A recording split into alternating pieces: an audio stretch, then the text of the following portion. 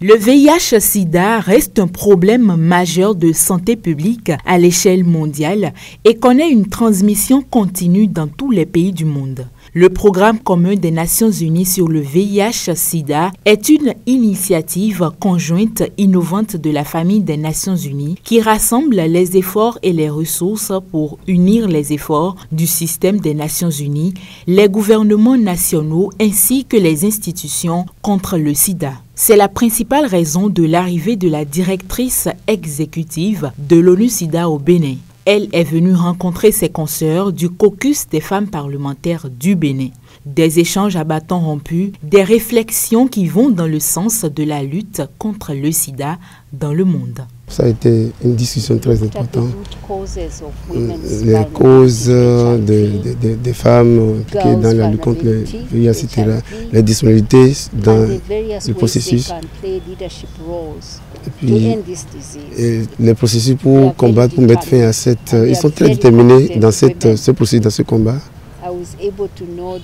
J'ai pu voir un peu le nouvel environnement et puis ce qu'ils y font. Nous avons discuté sur des choses à suivre. Par exemple, renforcer la capacité quant au budget, les aider à établir des liens à suivre avec la société civile, l'académie, pour la lutte contre cette affaire, pour changer la mentalité. J'ai beaucoup appris sur le Bénin. J'étais impressionné par leur forte capacité sur la question. Les femmes parlementaires du Bénin, considérant l'importance du sujet et ayant à cœur le rôle qui est le leur, prennent un engagement ferme. Nous sommes convaincus que les échanges d'expertise et les partenariats solides sont essentiels pour atteindre nos objectifs communs.